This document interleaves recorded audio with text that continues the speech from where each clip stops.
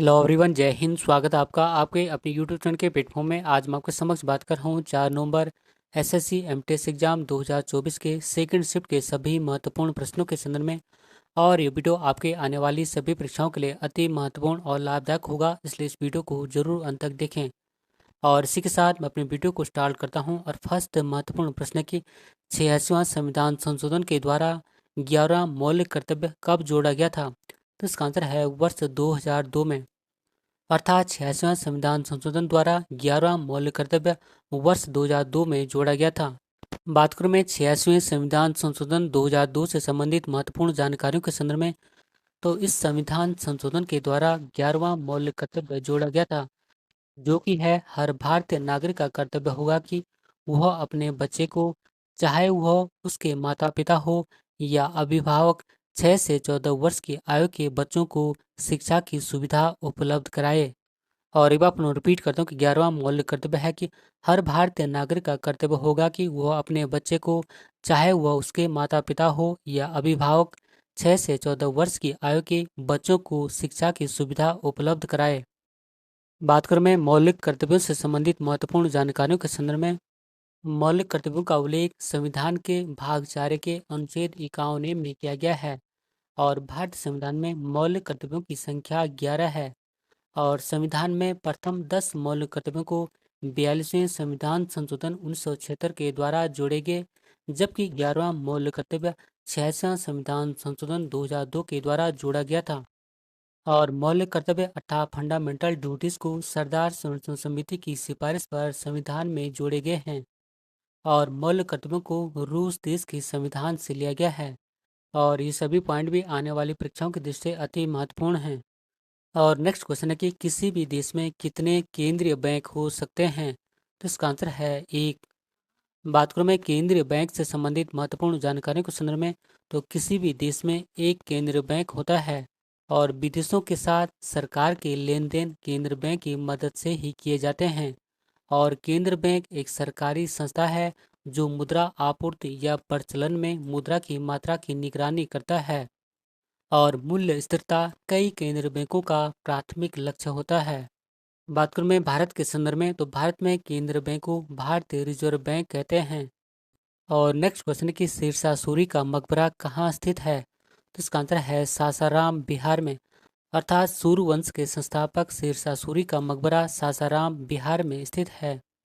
बात करूं मैं शेरशाह सूरी के मकबरे से संबंधित महत्वपूर्ण जानकारियों के संदर्भ में, तो शेरशाह सूरी का मकबरा इंडो इस्लामिक वास्तुकला का एक उदाहरण है। इसे वास्तुकार मीर मोहम्मद अलीवाल खान ने डिजाइन किया था। और इसका निर्माण वर्ष 1540 से 1545 के बीच हुआ था। और इस लाल मकबरे का निर्माण बलुआ पत्थर से हुआ है। और इस मकबरे को भारत में दूसरे ताजमहल के रूप में जाना जाता है। और नेक्स्ट महत्वपूर्ण प्रश्न कि भारतीय संविधान की प्रस्तावना में किस प्रकार की स्वतंत्रता शामिल नहीं है? इसका आंसर है आर्थिक स्वतंत्रता। बात करूं मैं संविधान की प्रस्तावना में स्वतंत्रता संबंधित महत्वपूर्ण जानकारियों के संदर्भ में, तो भारत के संविधान की प्रस्तावना में 5 प्रकार की स्वतंत्रता का उल्लेख है, जिसमें कि फर्स्ट है विचार की स्वतंत्रता, सेकंड है अभिव्यक्ति की स्वतंत्रता, थर्ड है विश्वास की स्वतंत्रता, फोर्थ है धर्म की स्वतंत्रता, और फिफ्थ है उपासना की स्वतंत्रता। इस प्रकार भारतीय संविधान में 5 प्रकार की स्वतंत्रता का उल्लेख किया गया है। और नेक्स्ट महत्वपूर्ण प्रश्न की नीति आयोग के वर्तमान मुख्य कार्यकारी अधिकारी या चीफ एग्जीक्यूटिव ऑफिसर कौन है? तो इसका आंसर है BVR सुब्रमण्यम। बात करूं मैं नीति आयोग से संबंधित महत्वपूर्ण जानकारियों के संदर्भ में, तो नीति का पूरा नाम national institution for transforming India होता है, जबकि हिंदी में से राष्ट्रीय भारत परिवर्तन संस्थान कहते हैं। इसकी स्थापना 1 जनवरी 2015 को हुई थी। और इसका मुख्यालय नई दिल्ली में स्थित है। और नीति आयोग की पहली बैठक 8 फरवरी 2015 को हुई थी। और नीति आयोग के प्रथम उपाध्यक्ष अरविंद पनगड़िया थे। और नीति आयोग भारत सरकार का मुख्य थिंक टैंक या सलाहकारी संस्था है। और नीति आयोग के अध्यक्ष प्रधानमंत्री होते हैं। और नीति आयोग के वर्तमान उपाध्यक्ष डॉक्टर सुमन के बेरी हैं। और नीति आयोग के प्रथम CEO अर्थात chief executive officer Sindhu Shri Khullar थे। और ये सभी पॉइंट आने वाली परीक्षाओं की दृष्टि से अति महत्वपूर्ण हैं। और नेक्स्ट क्वेश्चन है कि 1757 में प्लासी के युद्ध के बाद अंग्रेजों ने किसे बंगाल का नवाब बनाया था? तो इसका आंसर है मीर जाफर को।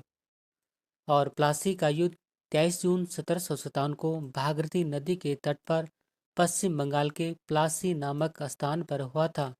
और यह युद्ध अर्थात प्लासी का युद्ध ब्रिटिश ईस्ट इंडिया कंपनी और बंगाल के नवाब सिराजुद्दौला के मध्य हुआ था। और रॉबर्ट क्लाइव के नेतृत्व में ब्रिटिश ईस्ट इंडिया कंपनी की सेना ने नवाब सिराजुद्दौला को हराया था। और ये पॉइंट भी आने वाली परीक्षाओं की दृष्टि अति महत्वपूर्ण है। और नेक्स्ट क्वेश्चन है कि वर्ष 2023 पुरुष क्रिकेट एशिया कप फाइनल विजेता टीम कौन थी? तो इसका आंसर है भारतीय क्रिकेट टीम। और भारतीय क्रिकेट टीम ने फाइनल में श्रीलंका को 10 विकेट से हराकर 16वां एसीसी पुरुष क्रिकेट एशिया कप 2023 जीता था। और पुरुष क्रिकेट एशिया कप का फाइनल मैच 17 सितंबर 2023 को श्रीलंका की राजधानी कोलंबो के आर प्रेमदासा स्टेडियम में खेला गया था। और नेक्स्ट क्वेश्चन है कि उत्तराखंड लोक सेवा आयोग ने वर्ष 2023 में महिलाओं के लिए सरकारी नौकरियों में कितने प्रतिशत क्षैतिज आरक्षण दिया है? तो इसका आंसर है 30%। और उत्तराखंड लोक सेवा अधिनियम 2022 के तहत राज्य में अर्थात उत्तराखंड राज्य में महिलाओं को सार्वजनिक सेवाओं में अर्थात सरकारी नौकरियों में 30% क्षैतिज आरक्षण दिया गया है।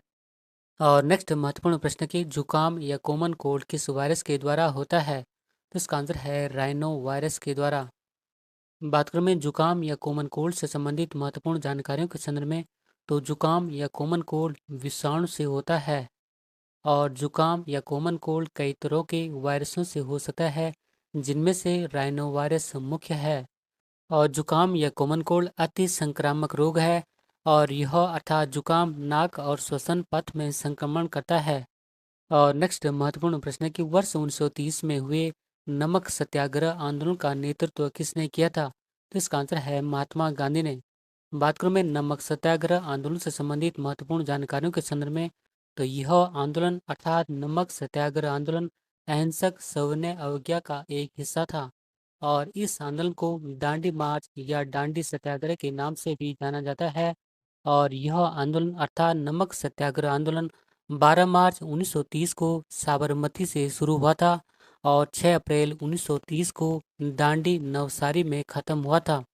और इस आंदोलन में अर्थात नमक सत्याग्रह आंदोलन में गांधी जी और उनके अनुयायी ने साबरमती आश्रम से दांडी तक कुल 240 मील की पैदल यात्रा की थी। और ये सभी पॉइंट आने वाली परीक्षाओं की दृष्टि से अति महत्वपूर्ण हैं। और नेक्स्ट महत्वपूर्ण प्रश्न है कि बीटिंग रिट्रीट समारोह किस तारीख को होता है? तो इसका आंसर है 29 जनवरी को। बात करूं मैं बीटिंग रिट्रीट से संबंधित महत्वपूर्ण जानकारियों के संदर्भ में, तो यह समारोह अर्थात बीटिंग रिट्रीट समारोह दिल्ली के विजय चौक पर होता है। और यह समारोह अर्थात बीटिंग रिट्रीट समारोह गणतंत्र दिवस का भाग होता है। और बीटिंग रिट्रीट समारोह 4 दिवसीय गणतंत्र दिवस का अंतिम समारोह होता है।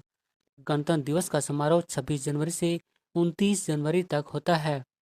और इस समारोह में अर्थात बीटिंग रिट्रीट समारोह में भारत की तीनों सेनाएं अर्थात थल सेना, नौसेना और वायुसेना भाग लेती हैं। और तीनों सेनाएं मिलकर मार्च धूम बजाते हैं। और इस समारोह की शुरुआत वर्ष 1952 में भारतीय सेना के मेजर रॉबर्ट्स ने की थी। और ये सभी पॉइंट भी आने वाली परीक्षाओं की दृष्टि से अति महत्वपूर्ण हैं। और नेक्स्ट महत्वपूर्ण प्रश्न के कैगा परमाणु ऊर्जा संयंत्र किस राज्य में स्थित है? इसका आंसर है कर्नाटक राज्य में।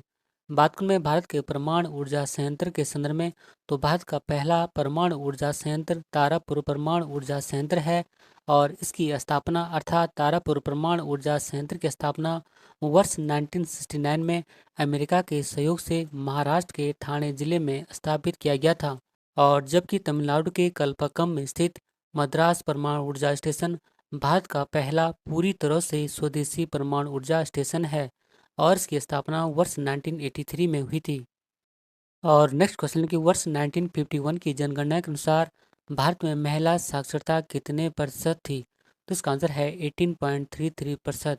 अर्थात वर्ष 1951 की जनगणना के अनुसार भारत की महिला साक्षरता 18.33% थी। और नेक्स्ट क्वेश्चन है कि the private life of in Indian Prince पुस्तक के लेखक कौन हैं? तो इसका आंसर है मुल्क राज आनंद। और मुल्क राज आनंद भारत में अंग्रेजी साहित्य के क्षेत्र के प्रख्यात लेखक थे। और नेक्स्ट महत्वपूर्ण प्रश्न है कि नंदा देवी बायोस्फीयर रिजर्व किस राज्य में स्थित है? तो इसका आंसर है उत्तराखंड राज्य में, अर्थात नंदा देवी बायोस्फीयर रिजर्व उत्तराखंड राज्य में स्थित है। बात करूं मैं नंदा देवी राष्ट्रीय उद्यान से संबंधित महत्वपूर्ण जानकारियों के संदर्भ में, तो नंदा देवी राष्ट्रीय उद्यान उत्तराखंड राज्य के चमोली जिले में स्थित है और इस राष्ट्रीय उद्यान का क्षेत्रफल 624 वर्ग किलोमीटर है और इस राष्ट्रीय उद्यान की स्थापना वर्ष 1982 में हुई थी और इस नंदा देवी राष्ट्रीय उद्यान को वर्ष 1988 में यूनेस्को की विश्व धरोहर सूची में शामिल किया गया था।